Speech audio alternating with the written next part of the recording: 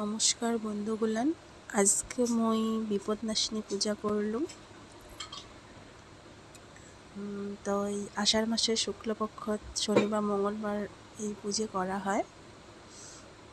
তো আমার হিন্দু ধর্মের প্রায় প্রতি ঘরে ঘরে এই পুজো হয়। বিপদনাশিনীর এই যে 13টা করি পান সুপারি, 13টা ফল, 13টা ফুল, মানে যতগুলো আছে আর কি, কতগুলো জিনিস, মানে 13টা করে দিয়ে মার পূজা করা হয়। তো আজি মইও করলুম বিপদনাশিনী পূজা। তো এই যে আমার বাড়ির বিপদনাশিনী পূজা।